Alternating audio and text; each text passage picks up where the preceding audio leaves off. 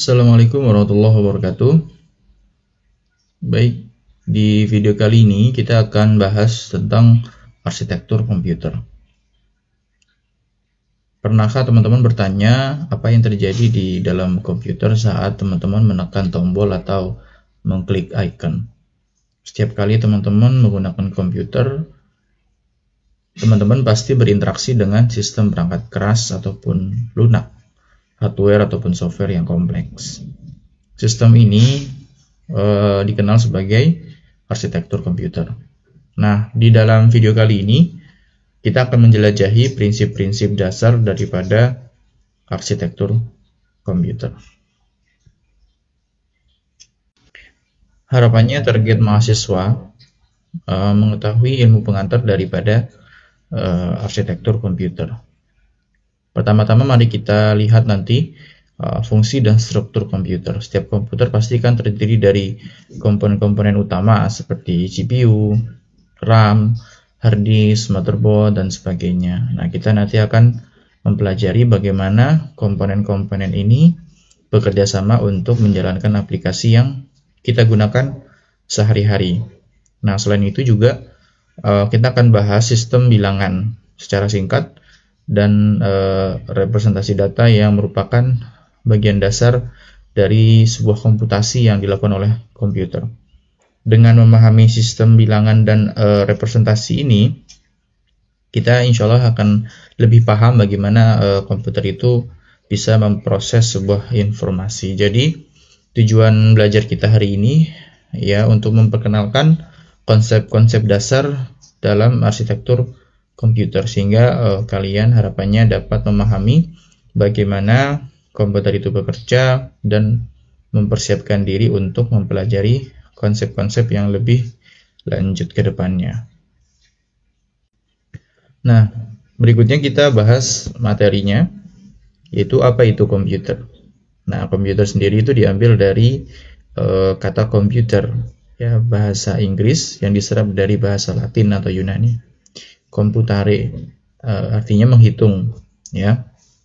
Nah, secara sederhana, komputer itu sebuah alat elektronik yang dirancang untuk memproses, menyimpan, dan mengambil data.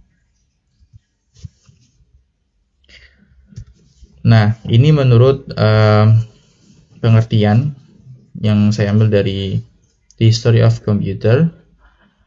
Komputer atau komputasi adalah proses data yang dilakukan oleh mesin yang diprogram untuk menjalankan tugas-tugas tertentu. Komputer menerima sebuah inputan dari pengguna ataupun sumber lainnya. Data-data tersebut diproses menggunakan instruksi-instruksi yang telah diprogram sebelumnya dan menghasilkan keluaran output yang disajikan kembali kepada pengguna ataupun digunakan untuk keperluan lainnya.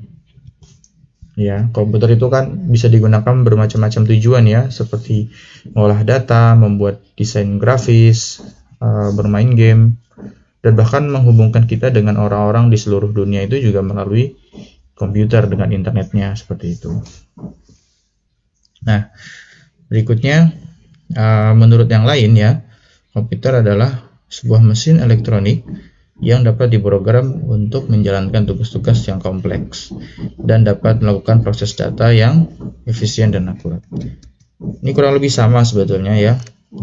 Komputer itu adalah mesin elektronik, ada input, kemudian datanya diolah menghasilkan output yang harapannya bisa dipahami oleh manusia. Ya, intinya sama.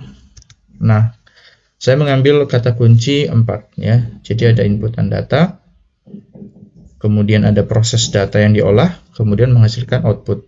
Dan itu dilakukan di sebuah mesin elektronik. Jadi unsur daripada komputer itu kurang lebih ada 4. Ya, input, proses, dan output. Dan mesinnya seperti itu. Berikutnya kita bahas apa itu arsitektur komputer. Ya. Arsitektur komputer mempelajari struktur dan desain sistem daripada komputer. Di dalamnya ada hardware dan software yang memungkinkan komputer itu berjalan dengan baik, meliputi juga performa dan biaya. Apakah teman-teman bertanya-tanya bagaimana sebuah komputer itu dapat melakukan banyak tugas yang kompleks? Ternyata di setiap komputer itu memiliki otak, ya, tanda kutip otak, yang memungkinkan untuk melakukan berbagai tugas. Otak ini disebut dengan arsitektur komputer. Nah, arsitektur itu merupakan ilmu yang mempelajari bagaimana sebuah komputer itu bekerja dan bagaimana komponen-komponennya saling berinteraksi untuk menghasilkan sebuah output yang kita inginkan, yang manusia inginkan. Ya, salah satu komponen utama dalam arsitektur komputer adalah CPU, atau yang kita kenal Central Processing Unit. CPU ini memiliki tugas tanggung jawab untuk memproses data dan mengambil keputusan. Selain itu, kita juga kenal ada RAM, storage device. Ya, RAM kita kenal sebagai menyimpan data secara sementara, random access memory. Sementara storage device seperti hard drive, SSD digunakan untuk menyimpan data dalam jangka waktu yang lama. Nah, semua komponen-komponen tadi di dalam arsitektur komputer saling terhubung, ya, dan bekerja sama untuk menghasilkan output yang diinginkan. Output itu ya macam-macam, bisa teks, bisa gambar, bisa suara, bahkan video. Ya, dalam memahami arsitektur komputer, kita dapat memahami bagaimana sebuah komputer itu bekerja dan mengembangkan aplikasi atau program-program yang lebih efisien dan efektif.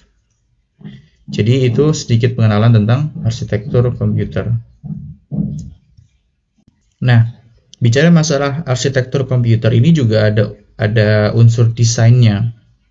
Maka di beberapa fakultas jurusan komputer itu dimasukkan ke Fakultas Seni dan Humaniora. Tapi itu tidak umum terjadi ya. Ini salah satu contoh, mungkin kalau misalkan kurang tepat tolong dikoreksi. Tapi ini saya ambil informasinya ya. Di Universitas California di Santa Cruz itu memiliki jurusan komputer, tapi tidak berada di Fakultas Sains dan Teknologi, bahkan di bawah jurusan Seni dan Humaniora. Alasannya cukup logis ya, karena sebetulnya arsitek itu kan sangat erat dengan desain. Nah, kalau kita bicara masalah arsitektur komputer, berarti desain komputer. Nah, itu bisa jadi dimasukkan ke Fakultas Seni. Karena ada unsur seninya, maka dimasukkan ke Fakultas Seni dan Humaniora. Tapi itu tidak umum terjadi. Berikutnya, arsitektur bangunan. Kenapa saya berikan slide tentang arsitektur bangunan? Jadi ini sebuah analogi saja, ya. Karena arsitek itu adalah seni dan ilmu merancang sebuah bangunan untuk memenuhi kebutuhan manusia. Dalam arsitektur itu ada dua konsep yang harus dipahami. Ada desain, ada konstruksi. Jadi kalau kita mau bangun rumah, mau bangun kantor, apartemen, stadion, ataupun museum, itu pasti konstruksinya pasti berbeda. Orang yang mengerjakan berbeda, materialnya juga pasti berbeda. Nah, konsep yang sama juga berlaku dalam arsitektur komputer. Ya, kenapa? Karena arsitektur komputer itu mencakup desain dan konstruksi sistem yang memungkinkan komputer itu bekerja dengan efektif dan efisien. Ya, seperti dalam arsitektur bangunan, dalam arsitektur komputer kita juga membutuhkan sebuah blueprint atau desain. Desain ini untuk mempertimbangkan berbagai faktor, seperti kebutuhan pengguna, fungsionalitas, dan ketersediaan teknologi. Contohnya yang ada di gambar di bawah, ada orang yang sedang edit video, sedangkan yang di sebelahnya orang sekedar mengetik. Sudah pasti spesifikasi komputer yang dibutuhkan sudah pasti berbeda. Nah, setelah desain selesai, ya, maka mulailah tahap konstruksi seperti bangunan tadi. Konstruksi dalam komputer itu yang melibatkan komponen seperti CPU, RAM, storage device yang dibutuhkan seperti apa. Sama seperti bangunan ya, arsitektur bangunan, konstruksi melibatkan pekerjaan fisik ya, seperti membangun dinding, lantai, dan sebagainya. Ya. Kalau di dalam arsitektur komputer, konstruksi melibatkan pekerjaan seperti pemasangan komponen dan sebagainya, pengaturan komponen, begitu. Nah, setelah selesai dirancang dan dibangun, ya, kalau bangunan kan harus memenuhi fungsinya ya. Kalau kos-kosan digunakan sebagai kos-kosan, stadion ya digunakan untuk sepak bola dan sebagainya. Hal ini juga sama berlaku terhadap komputer. Komputer harus mampu memproses data dan memberikan output yang diinginkan. Ya. Kemudian kita pasti bisa menganalogikan ya bahwa seperti itulah arsitektur bangunan. Arsitektur komputer juga melibatkan desain dan konstruksi. Dalam konsep ini kita membutuhkan perencanaan yang matang dan perhatian yang lumayan detail ya untuk mencapai hasil yang efisien dan efektif ya. Kita tidak perlu komputer yang super canggih kalau kita cuma sekedar seorang yang dihadapkan oleh masalah ngolah data saja. Itu tidak perlu komputer yang sangat-sangat canggih ya. Harapannya kita paham ya dengan analogi ini dapat membangun dan mengembangkan sebuah sistem komputer yang lebih baik dan efisien ya, tidak terlalu mubazir ya, tidak terlalu buang-buang biaya untuk memenuhi kebutuhan kita ya. Seperti itu. Berikutnya kita bahas tentang kilas balik daripada evolusi komputer. Di generasi awal ya, kita telah melihat bagaimana ENIAC memulai era komputer modern pada tahun 1941. Namun perkembangan teknologi tidak berhenti sampai situ. Selama beberapa dekade berikutnya, komputer terus berevolusi menghasilkan generasi-generasi baru yang semakin canggih dan efisien. Di generasi pertama ini digunakan untuk kepentingan Perang Dunia Kedua, ya, untuk digunakan tujuan militer dan penelitian, ya. Kemudian di tahun kedua, ya, pada tahun 1950-an sampai 60-an itu komputer generasi kedua diperkenalkan dengan menggunakan transistor. Generasi kedua ini lebih kecil dan lebih murah dan lebih cepat daripada generasi pertama tadi. Dan generasi kedua ini lebih banyak digunakan dalam bisnis dan pemerintahan. Nah, berikutnya di generasi ketiga, ya, diperkenalkan pada tahun 1960-an dan menggunakan sirkuit yang sudah terpadu. Di generasi ketiga ini jauh lebih kecil, jauh lebih cepat, dan jauh lebih handal dan lebih murah daripada generasi-generasi sebelumnya. Dan yang menggunakan sudah lumayan luas ya. Ya, generasi ketiga ini digunakan dalam berbagai industri termasuk bisnis, pemerintahan, dan akademik. Nah, di generasi ketiga ini komputer itu sudah mulai dikomersilkan. Ya, artinya yang memiliki itu boleh masyarakat, seperti itu. Sedangkan di komputer generasi kedua, di generasi pertama itu yang memiliki hanya pihak-pihak tertentu saja ya, seperti pemerintahan, instansi tertentu, dan penelitian, tempat-tempat penelitian, seperti itu. Nah, kemudian di generasi keempat itu mulai diperkenalkan pada tahun 1970 sampai 80-an ya.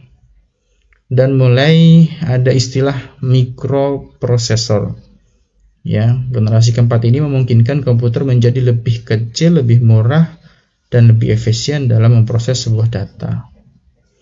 Di generasi ini mulai muncul sistem operasi ya seperti DOS, Windows dan semacamnya ya, termasuk Apple juga.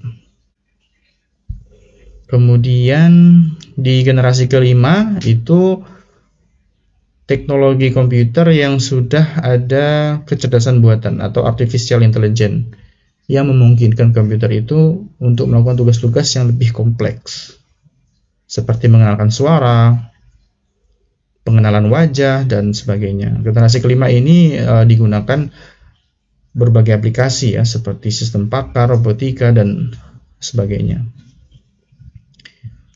Nah, di generasi pertama sampai kelima, pengembangan teknologi komputer itu terus berkembang secara pesat.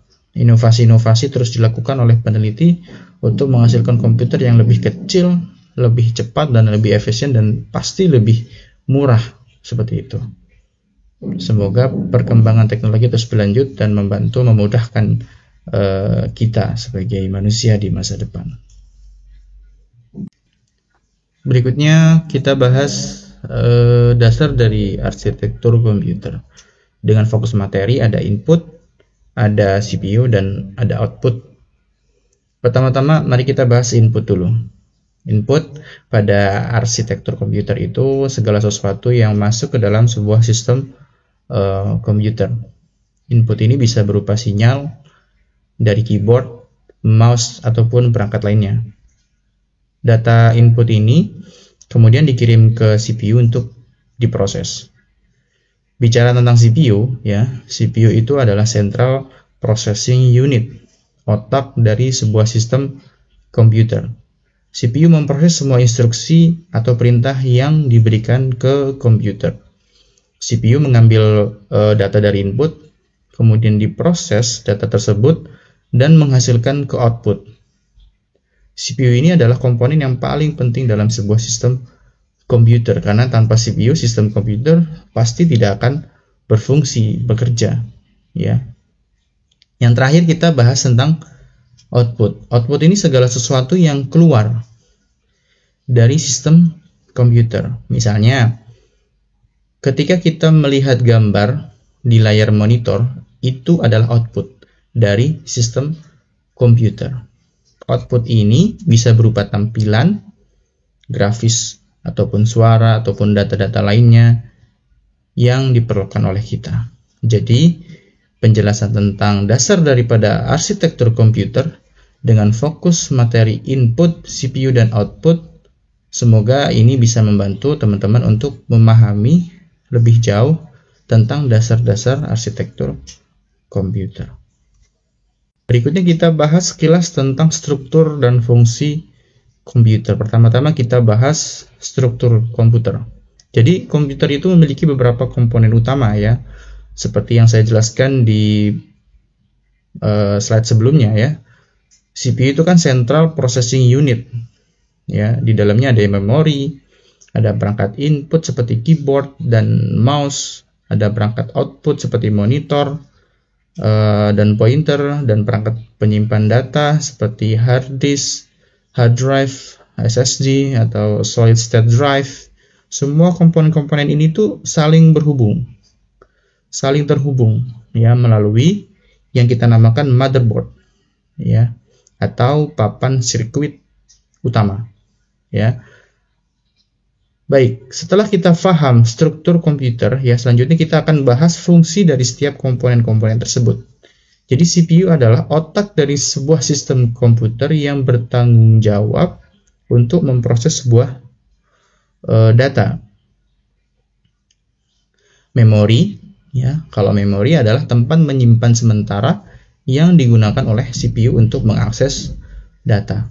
Perangkat input seperti keyboard dan mouse digunakan untuk memasukkan data ke dalam sebuah sistem komputer. Perangkat output seperti monitor dan printer digunakan untuk menampilkan atau mencetak data yang sudah diproses tadi. Perangkat menyimpan data seperti hard disk, SSD, solid state drive digunakan untuk menyimpan data-data secara permanen. Ya.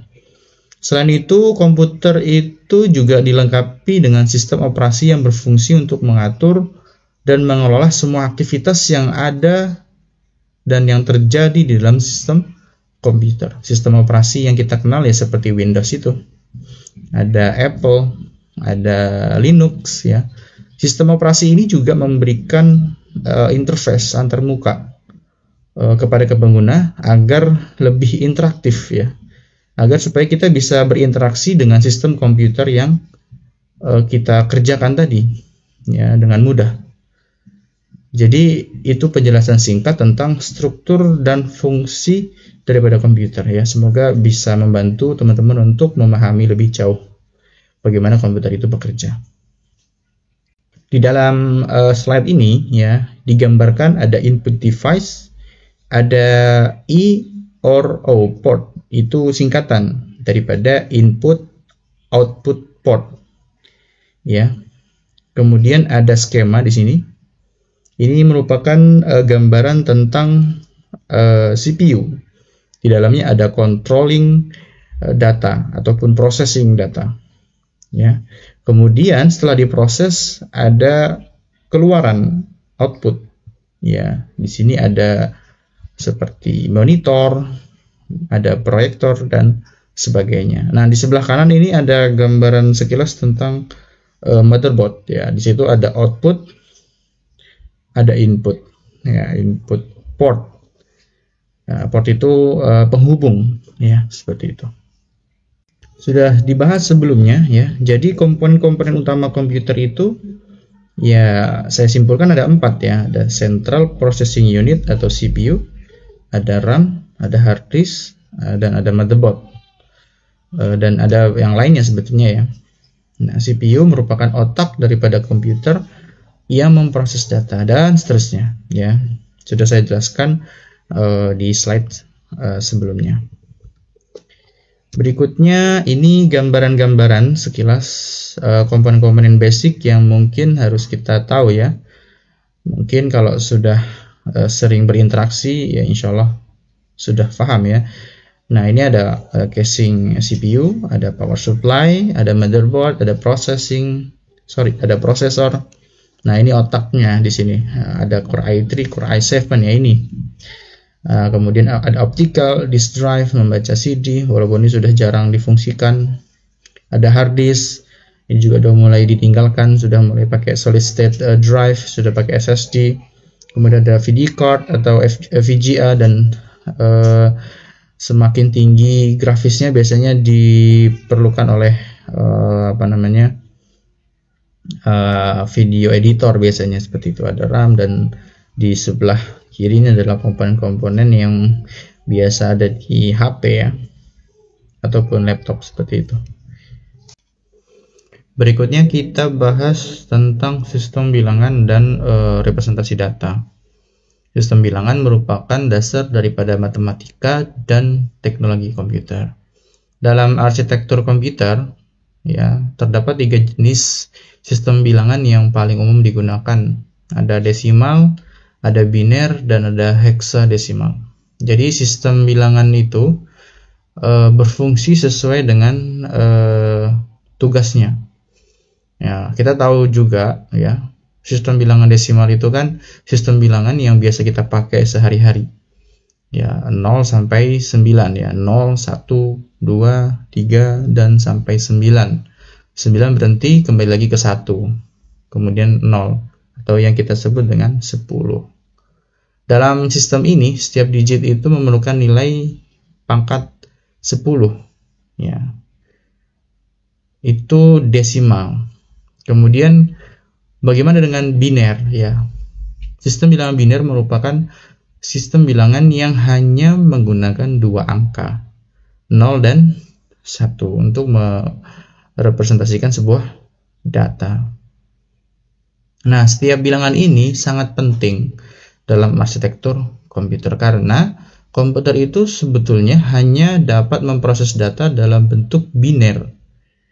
Dalam sistem biner itu setiap angka menunjukkan nilai pangkat 2. Nah, sistem selanjutnya ada yang kita kenal, ada heksadesimal.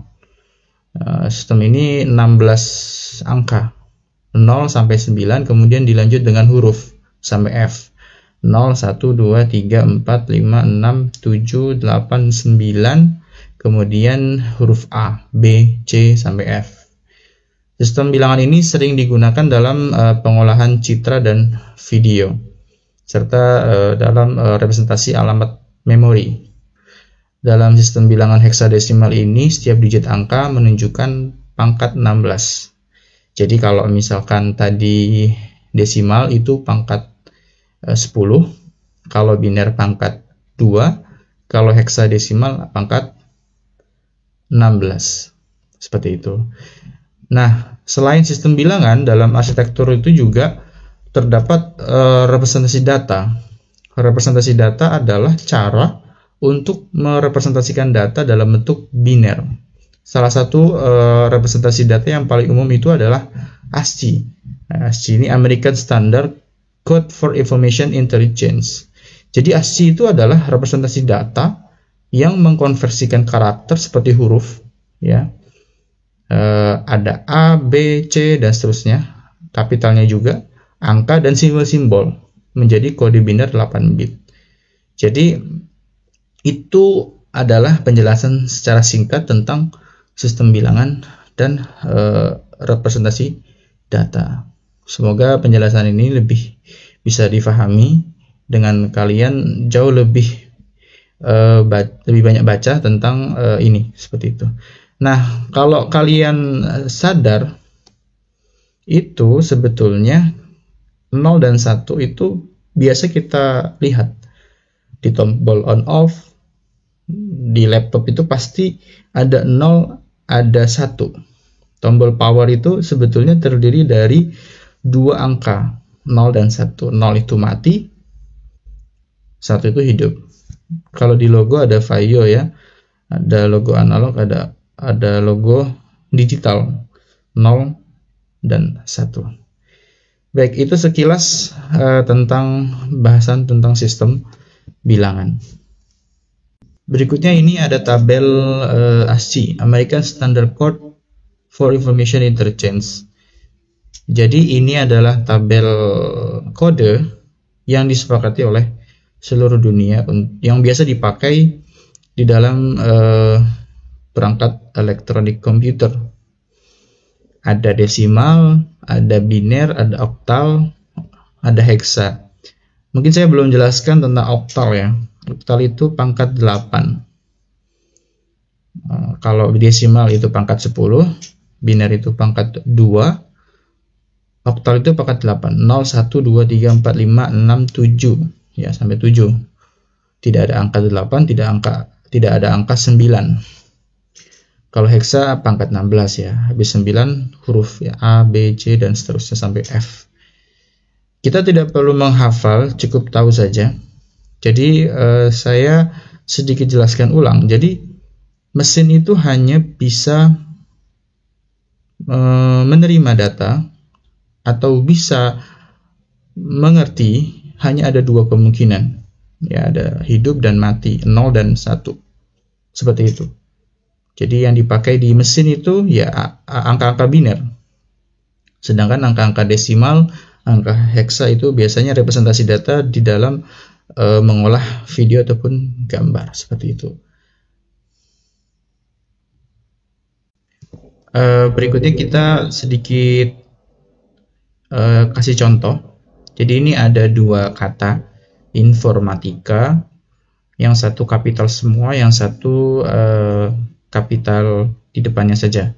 Nah, itu memiliki struktur kode biner yang berbeda.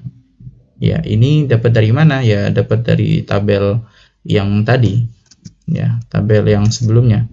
Jadi dikonversikan, ya, karakter A besar itu seperti apa, A kecil itu seperti apa. Itu memiliki kode biner yang berbeda-beda. Itu terjadi di dalam mesin, ya. Yang kita lihat hanya berbentuk kata saja, tapi di dalam mesin itu sebetulnya terjadi konversi informasi atau ada transfer data berupa biner, seperti itu.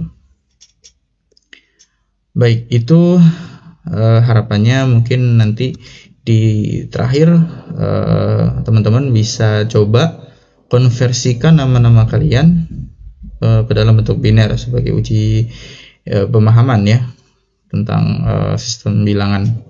Baik, itu saja. Terima kasih.